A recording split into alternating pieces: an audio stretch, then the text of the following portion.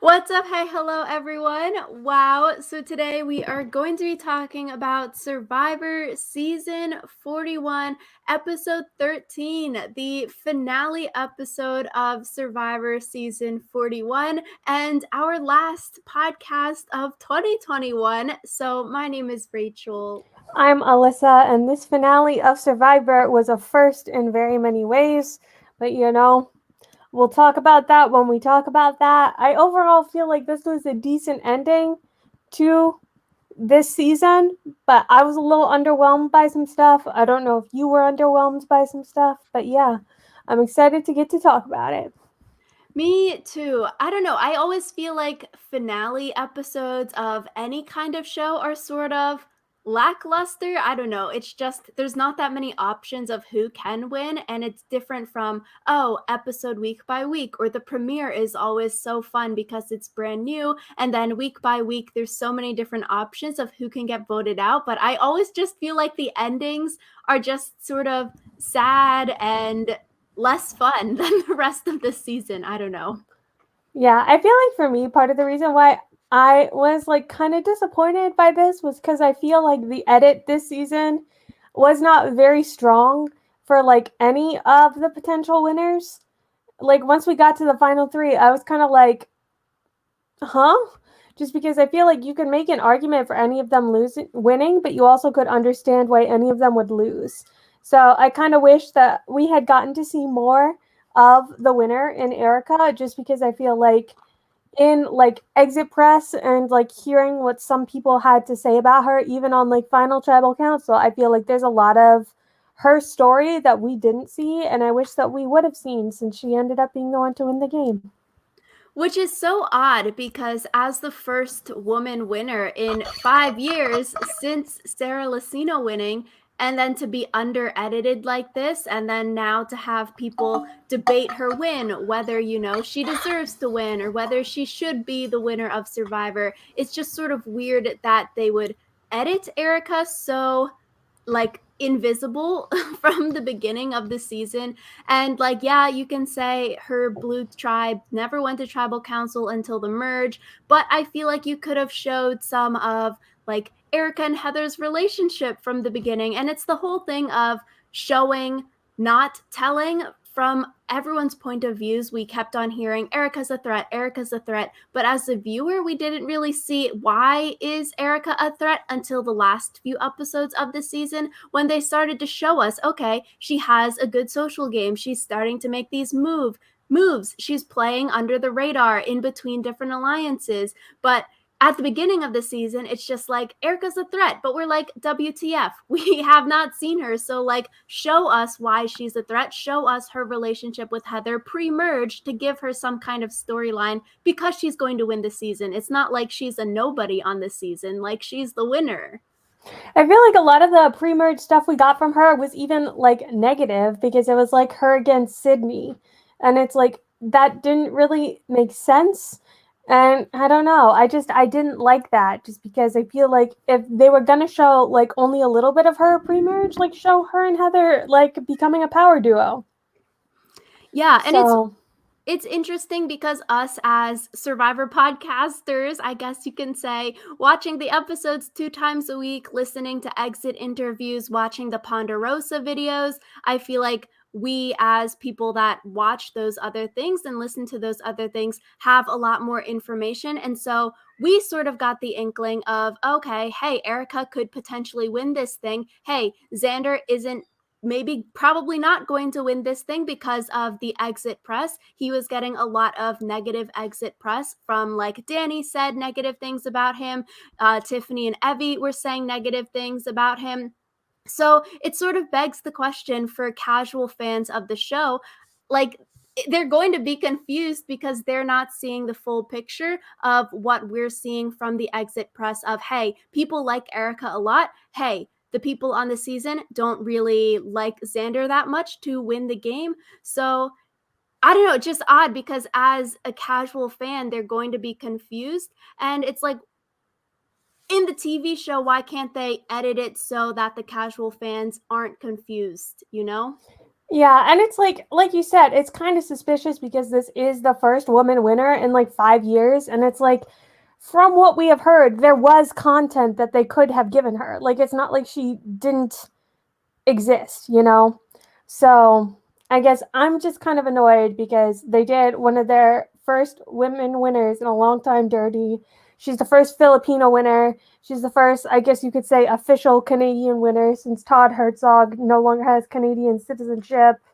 Like, come on, Survivor editors, do better.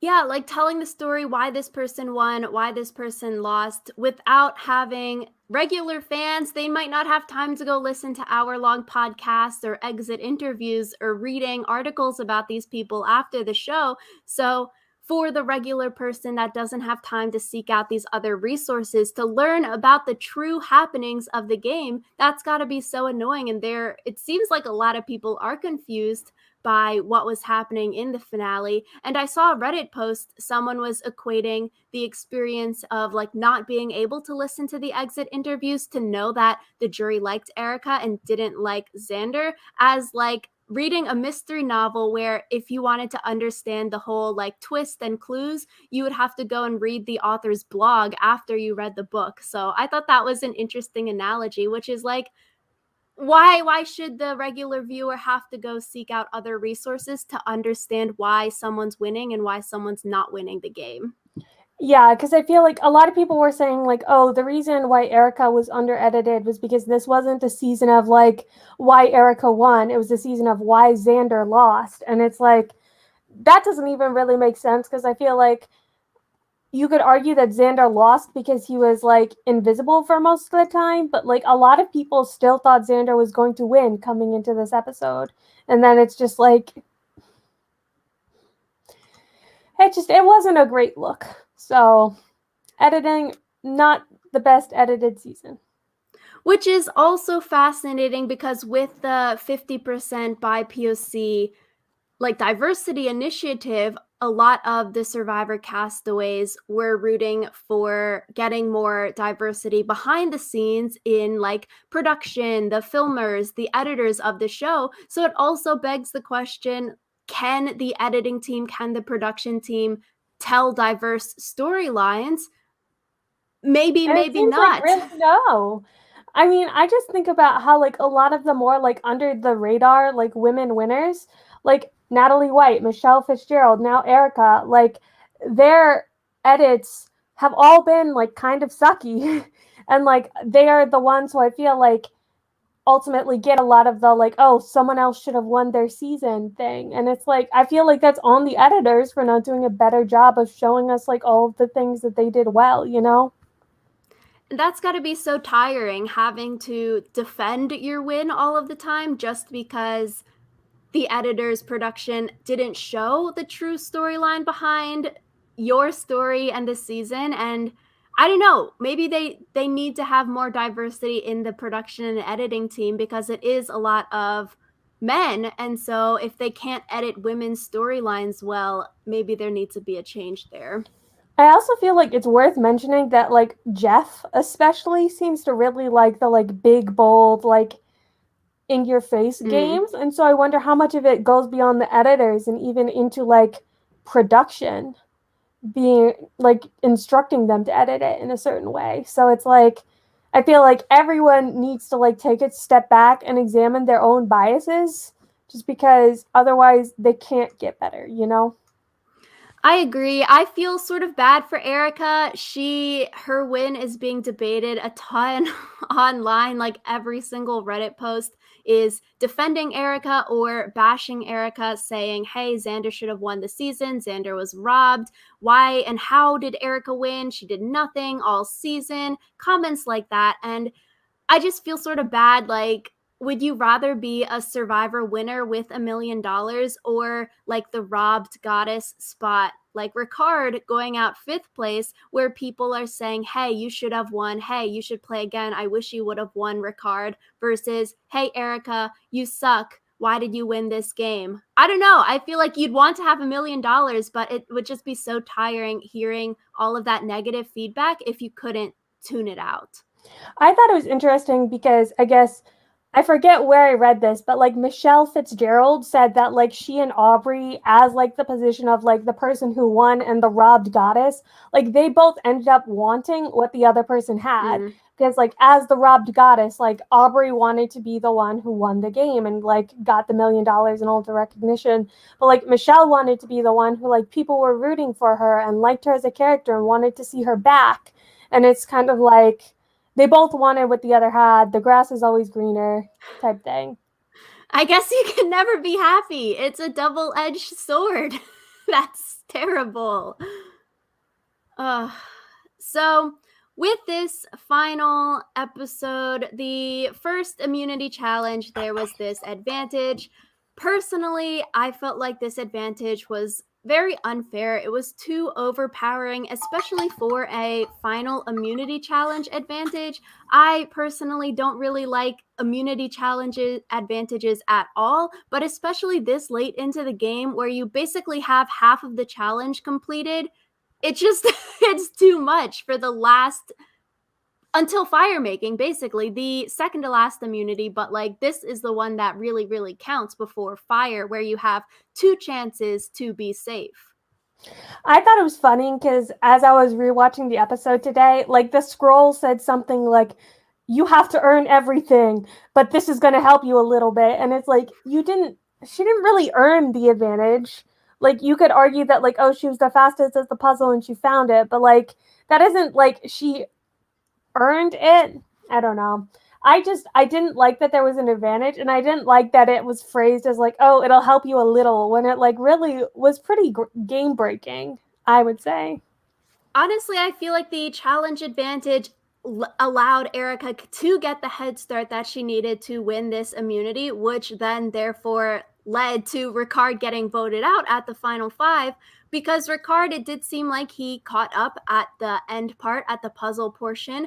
If Erica, the person who won the advantage, got the advantage, had to get all of the ropes and build all of the ladders, like maybe it would have changed the outcome of the challenge. And it's not like bashing Erica like this is unfair, but I think the advantage itself is unfair. Nothing against Erica. Like she got that advantage fair and square, but it's like, why are you sticking such a game breaking, like you said, advantage at this last immunity challenge before the next one, before fire? It's like, obviously the biggest threat is going to get voted out here if they're not the person to win the advantage and they're not the person to win the immunity challenge. So it just sort of set Ricard to get voted out. I don't know.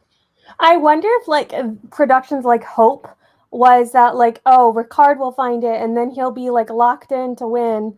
But it's kind of like, I don't like the idea that production does something with a certain outcome like that they're hoping for. And I think that there should be less of the game that is so entirely dependent on advantages, because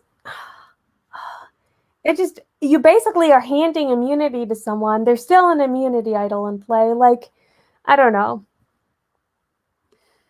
I agree. There shouldn't have been an advantage at this first immunity challenge of the finale. It's just too overpowering. And I can definitely see in a lot of the exit press, the word associations, 3 different people called Erica lucky as her word association.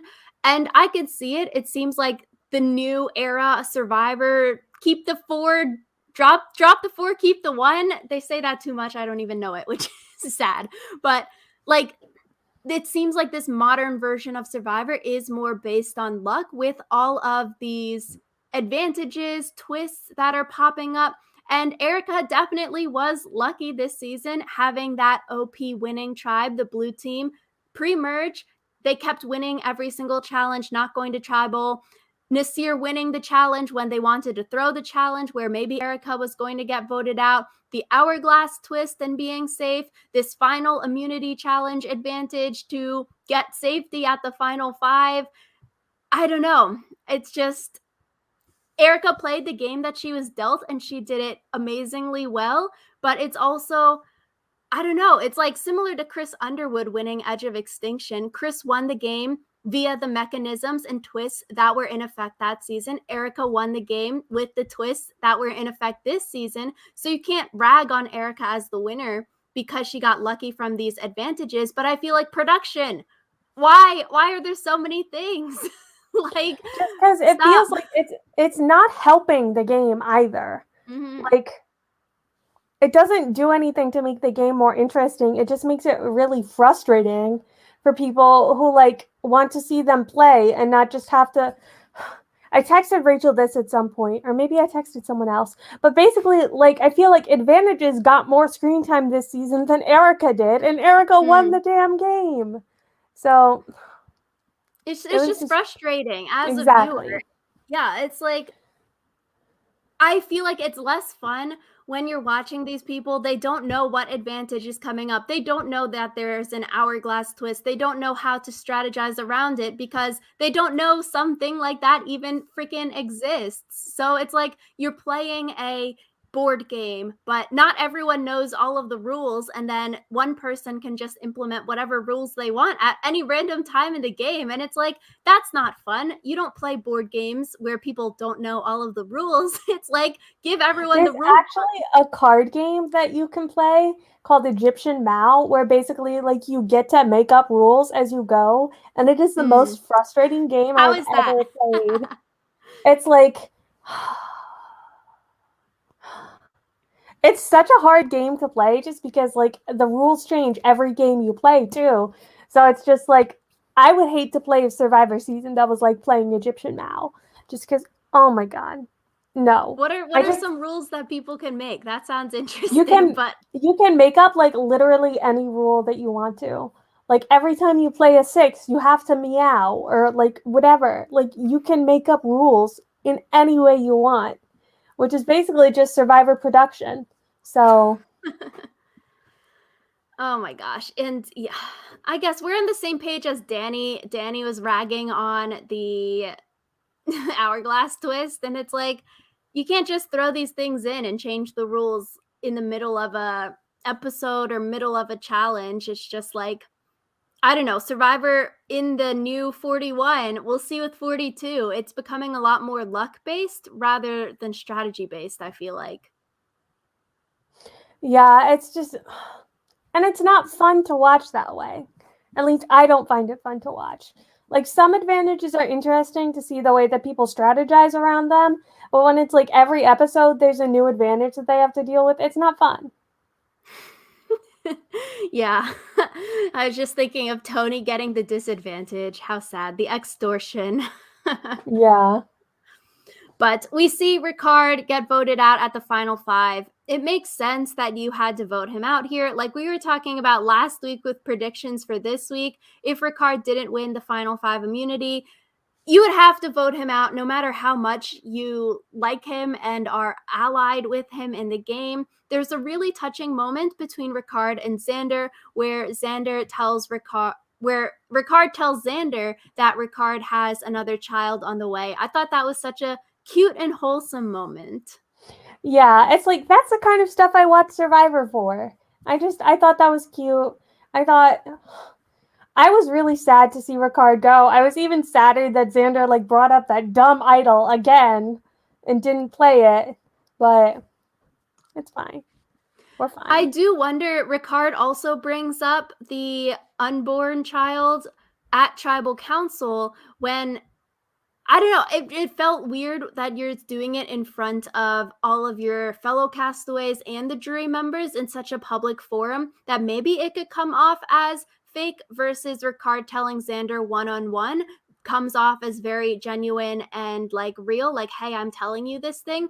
But I feel like it was probably a sentimental moment where Jeff teased up Ricard. Hey, Ricard, we think you're going home. Share this right now because you're for sure getting voted out. And that's why Ricard was telling everyone that he has a child on the way. But I felt like at Tribal Council saying that, I feel like other cast members, the jury members, might take it the wrong way. Say Ricard didn't get voted out here and he was still in the game. I do wonder if people would think that Ricard was lying about having a child on the way because he said it at Tribal Council and it wasn't something that you brought up one-on-one with everyone.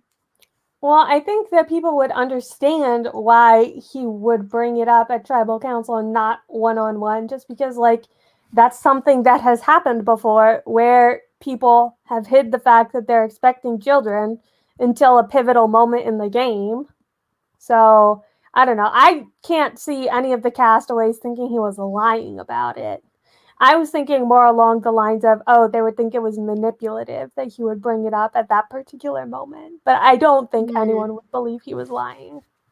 Yeah, I agree. People probably aren't taking it as like evil Ricard trying to trick us, but I could see the case where maybe different jury members, different people could take it the wrong way, because we've seen this kind of like sympathy story strategy before, like Johnny Fairplay saying his grandma died, which was a lie, but people weren't sure. And then Todd in China had a family member die, but that was real, and then people didn't believe him because they were like, oh, are you just pulling a Johnny Fairplay? Like, are you telling the truth about a dead family member? So it's sort of, I don't know, it sort of draws that moral gray area where people might be telling the truth, or maybe they're using personal stuff like this to leverage as strategy, where then it sort of gets into like a sticky situation, because Ricard wasn't lying here, but maybe in future seasons we see people lie about family on the way, kids on the way, dead family members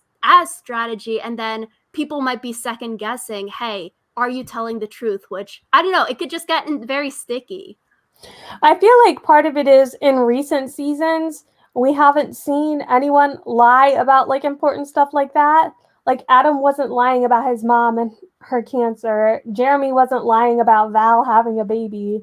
I feel like the whole like lying about family was like kind of an older era thing. Like I can't think of a modern example of it. Drop the four, keep the one, Alyssa. It's coming back.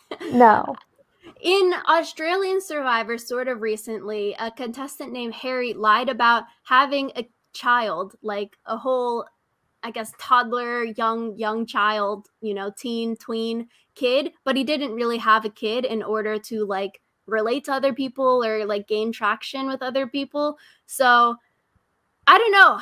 It could come back as some kind of strategy, but it would just get sort of sticky if people are lying about things like that in a way to be manipulative or to gain sympathy when it's not real, when there are real people having dealt with that or going through those kinds of things. Yeah. I don't know though. I guess it doesn't really matter in the end because Ricard still gets voted out. It's a sad, sad day for me. I wonder, it would have been interesting if Xander used the idol on Ricard, or maybe even Deshawn in that way, in order to get more moves under his belt. From a lot of the exit interviews that Rob did with the Final Five on Rob Has a Podcast, a lot of the people were saying, hey, maybe Xander should have played the idol on Ricard at the Final Five, and then he wins the Final Four immunity still, and then he would throw himself into fire against Ricard to be the person to get Ricard, the biggest threat in the game, out of the game, in order to get the, hey, I was the single person to get Ricard out of the game. Because people were saying in this case where Xander is just voting with Heather, Erica, and Deshawn to vote out Ricard, it's not really Xander's move here, but it was more of Heather, or it's more of like Erica's move, because Erica has Heather and Erica has Deshawn in order to vote out Ricard. So it sort of does seem like Xander needs more agency or more moves in order to get more votes at the end, in order to win at the end. And I do feel like age is definitely playing against him. Alyssa and I talked at length preseason about, you would never give a 20-year-old $1 million. Like Alyssa and I are 23. I wouldn't give us $1 million. So I feel like age is definitely playing a factor here, whether it's good or bad. Yeah, but I also feel like part of it was Xander showed with who he chose to put into the fire challenge. Like he did not understand anyone at all, like socially. And I feel like one of the things is people misunderstand having a good social game as being friends with a lot of people, when really, like Erica said in the final tribal council, it's like understanding where you are in the game and like what's going to come up for you. Like both Heather and Deshawn told Xander, like Erica can beat you, And he was like, no, it's fine. And then he was like shocked Pikachu when everyone was like, no, Erica can beat you. It was So weird. Xander's perception of who was a threat in the game was off. We saw his read was off there, saying to the jury, because of your reaction to Deshawn's truth bomb, you guys don't like Erica. So Erica's not a threat to win the game. And then we saw the jury's reaction like, oh, I don't think that's right, kind of thing. Xander's Jan literally reasoning. said, like, that's a bad read. Yeah. So. Xander's reasoning to bring Erica to the end. And, you know, I guess it makes sense. You bring the threat to the end so you don't give them fire making challenge so that they don't get to show that to the jury, to have that cap off their game and that crazy, insane, momentous moment to be at the end of their game to show for the jury. But I feel like throwing in not throwing in the person that's the front runner to win the game isn't going to do you anything. Not throwing in Erica to eliminate her, Erica wins the game, like we saw. I feel like similarly in like Island of the Idols, Nora brought Tommy to the end, and people didn't care that Tommy didn't go to fire, didn't win fire, didn't do any of that. And Dean won fire, but that still wasn't enough to get votes over Tommy. So I feel like you need to throw the person who is the front runner to win the game into the fire making challenge. If they get that moment and they win, you probably weren't going to win anyways because they already had the better resume. But like, you know, it's like the person, you need to throw that person into fire. It's like you need to show that you're at least aware that that person is a threat. Mm-hmm. It's, yeah. And I wonder now, is winning this final immunity challenge more of a curse? Because if you're the person to win, you have a big decision on your hands. Who are you throwing into fire? Who are you bringing to the final three? And it seems like with the fire making challenge ever since Edge of Extinction, where Chris threw himself in against Rick Devens, it seems like the person who wins the final immunity challenge, it's almost expected that you need to make a big move out of it. Otherwise, the jury might poo-poo on you because they're like, you could have done more with that. Throw yourself in. So I feel like maybe it's sort of a curse to win. Well, I you think have it really depends on who you're going against too.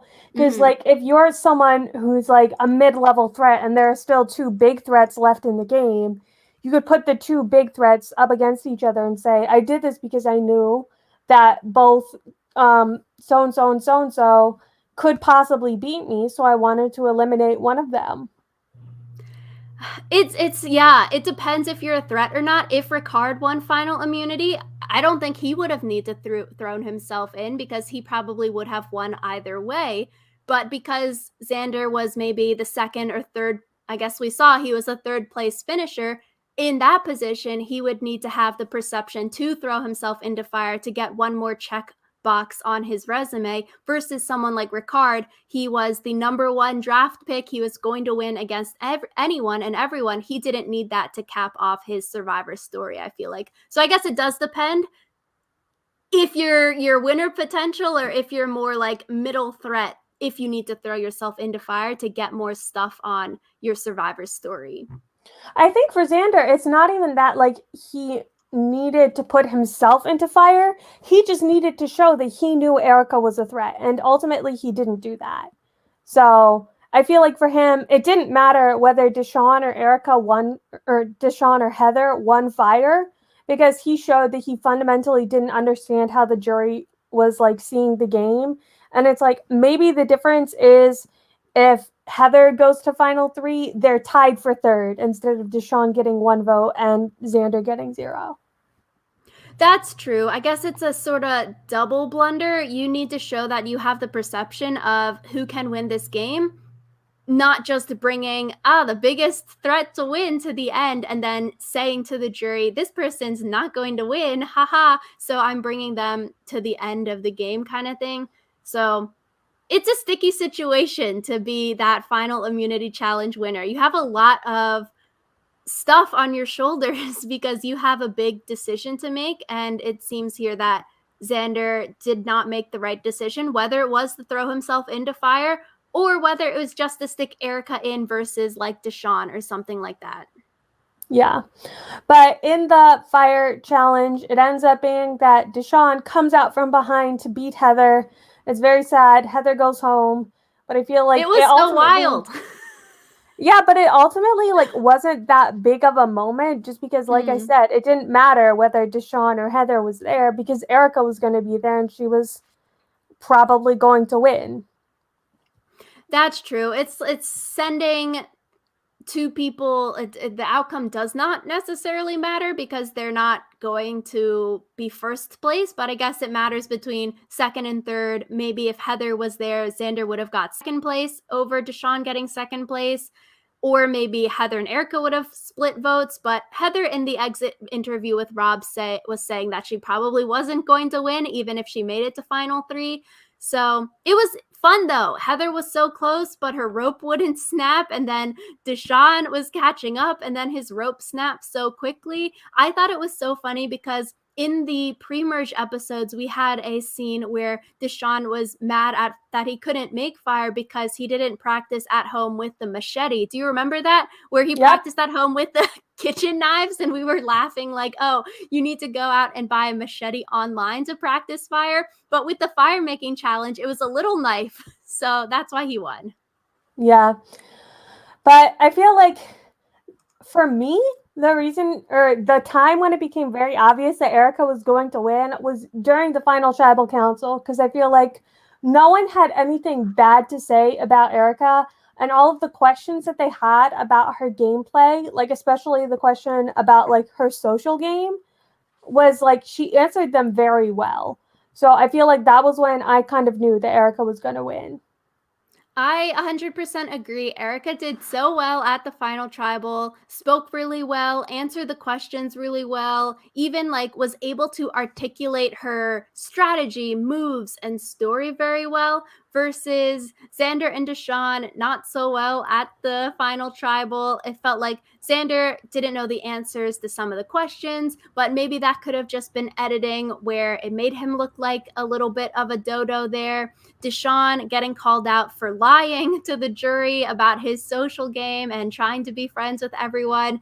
So it's just sort of like a oops, like they're not able to answer the questions as well, whether it was editing of what we saw on the show or whether that was real. It was like Erica answered all the questions well, but then Xander and Deshawn were getting thrown off. Yeah. So I guess, was there any part of Final Tribal Council that you thought was like especially important to talk about? I liked how Erica, it might have been at the reunion too, but just her saying how she's usually underestimated in her real life as a communications manager. People always thinking she's the intern because she's short and looks young. And then she was talking about the like airplane unaccompanied minor story at the reunion, and I was like, that's sort of funny because the same thing happened to me. I was like 20 years old flying back from college, and then I sat in the emergency exit row, and then the flight attendant was like, how old are you? You have to be 15 to sit here. And then I was like, oh, I'm 20. Yeah, but I think she mentioned it during Final Tribal too, because Danny, I think, made a comment about like whether or not she had intentionally like made people underestimate her. So yeah, Erica wins. She wins all of the votes except for one. One of the votes goes to Deshawn, and Xander gets 0. And I feel like one of the things that people also talked about was Xander losing was that like he didn't deserve to be like a 0 vote loser. Like Erica might have played a better game than him, but he didn't play a 0 vote game. But I feel like to those people, I would say like it doesn't matter like if Erica played like a 90% game and Xander played a 10% game. If everyone believes Erica played the better game, it doesn't matter how much better, they're going to vote for Erica. It's not like they get together and like decide like, well, we all think that like Erica played a slightly better game, so 6 of us are going to vote for Erica and 4 of us are going to vote for Xander or something like that. They split equity on the Like the only season you could say that 2 finalists played an equally good game was Ghost Island because 2 finalists both got the same number of votes. So, and I guess it also brings up the question, I feel like people online were talking about how on recent seasons, a lot of the final votes are becoming more and more unanimous, where people are winning by larger and larger margins. You don't really see the whole 5-4 vote split anymore at Final Tribal. And people were saying, oh, it's because of Ponderosa, and it seems like people at Ponderosa, they come into Final Tribal mostly with their minds made up, but also at Ponderosa, people really sway other jury members into what they're thinking and the way that you should vote, because I feel like it's sort of like groupthink, you know? If you're on the jury and everyone is talking about how great Erica is, you're like, you sort of, if you don't want to look like a big dum-dum and be the person that voted, you know, quote, incorrectly at Final Tribal, you're going to just go with the majority, whether you think it's true or not. So I think it's an interesting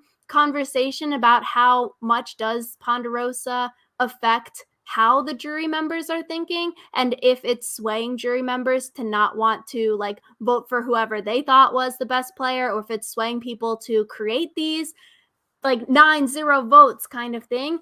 And good for Danny for voting Deshawn. It gets Deshawn extra money as second place, so can't fault him yeah. there. Yep.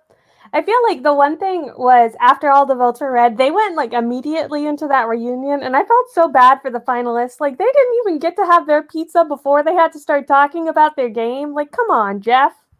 I dislike that so much. I was like, you should do the reunion like the day after. Let Erica, Deshawn, Xander, they're probably so freaking tired. Let them go to Ponderosa, have some real food, go to sleep, come back tomorrow, and you can film this segment.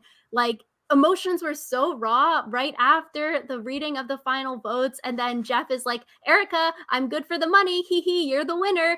Deshawn and Xander look so sad, and like they're processing losing a game that they love, and then they're forced to sit there and eat this pizza and drink the champagne. I was like, just let them go Xander sleep didn't get champagne though. or pizza because of his dietary stuff. So Xander got screwed over twice, not being able to drink or get the pizza. Yeah. But I don't know. It's just sort of weird too. They asked the final three like 2 questions, and then Jeff moved on to everyone else for the whole reunion show. You don't even get the pre-merge boots there. And sure, you know, COVID stuff, they aren't quarantined or anything. So I guess it makes sense that they weren't there. But it's sort of, you have a reunion show with only half of the cast, and there were so many awesome moments from pre-merge that it would have been cool to talk about again. So it was just so awkward too to see like the 2 losers there. Everyone just looks sad and tired. Yeah, it's just like they should have given them some time. I felt bad for them. And the food and champagne I thought was distracting. People kept on asking for more food, and then someone was answering one of Jeff's questions, and then in the side of it you see other people eating their food, or they're turning around whispering, hey, can I get another slice of pizza? And I don't know, it was distracting. Like, don't let them eat, make them eat before they start to film this segment. And like sometimes they would like cut away to show someone chewing, and it's like this is not like an ASMR YouTube channel. I don't need to hear people chewing. Exactly. It's just so odd. And I guess, you know, they want that raw emotion. Sure, that makes sense. It was cool that they're trying something new, but it was just, I felt so bad for like Deshawn and Xander for sitting there and just them being sad. Erica got like 1 question, and then she has to sit there for the rest of the time. All 3 of them are probably starving. And I felt like the whole reunion, it was better in the second half when it was less of flashback scenes and people could just answer the questions how they saw fit. But the first half, it was like, Shan, tell me about the time you did this. Flashback for 2 minutes. Shan answers. And it's like, we just saw that the whole season. That was like 2 weeks ago. Yeah, I feel like they didn't have enough time to like process and come with like new insights about the game.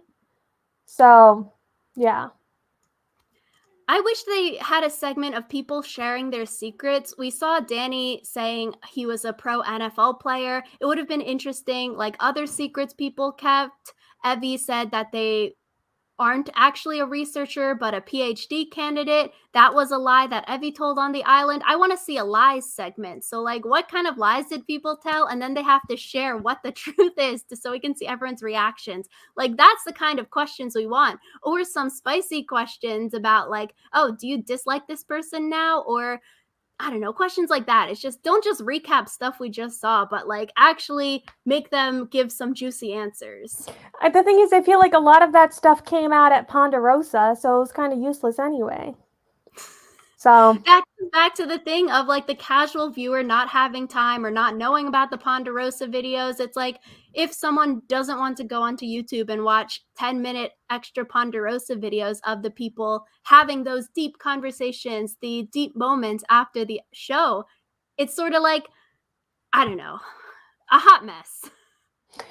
yeah, I feel like Hot Mess kind of like describes this entire season. Like, it was entertaining at points, like individual episodes were entertaining, but I feel like watching the entire season together isn't gonna make a lot of sense. So yeah. Just turn back time, Alyssa. Yeah, first time traveling winner. No, we can turn back time and go back. Oh, that makes sense.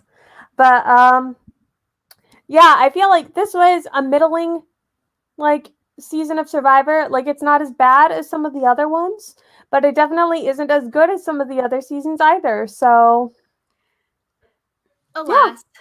Back from the long Survivor hiatus, which is awesome. Congratulations to Erica. Honestly, you know, if I were to play Survivor, I'd put Erica down as the person I'd want to play most like on my little Survivor questionnaire thing. So, yay for that. So, I'm excited there. I feel like with a sort of under the radar game, social game like Erica's, like we were talking about at the beginning of the podcast, the production editing team, you got to figure out a way to tell these kinds of storylines in a way that gives the winner their credit, so people don't have to continuously debate, oh, does this person deserve to win or not? So I think definitely for future seasons, whether it's like they can't tell the diverse storylines kind of thing, like they gotta fix this, because it just sort of sucks that now Erica is going to have to continuously fight people on why she deserved to win the game. yeah, but I guess that's the price you gotta pay. She's still a millionaire and we're not, so What's the conversion rate to Canadian? I think someone said that it's like $1.2 million Canadian, but Erica lives in Toronto, which is like uber expensive, so I guess we'll have to see in the coming weeks if she talks about like what she's been doing with the money or something, because I'm curious to know. I'm sure everyone else is too. I hope that she's having a good time. That's a question they should have asked at the reunion. Like, what are you going to do with the money? Yeah. And then Danny, as a football, can say, going to Disneyland. Right? At the Super Bowl, they always say that. Yeah. But anyways, this is going to be our last episode of this podcast for the year, because the next 2 Fridays when we would normally podcast are Christmas Eve and then New Year's Eve, I think. So we won't be podcasting on Christmas Eve and New Year's Eve because we like doing things that aren't podcasting as well. So we will see you guys in the new year with more Survivor podcasts, and let us know all your comments or all your thoughts in the comments down below, and we'll see you in 2022. Bye.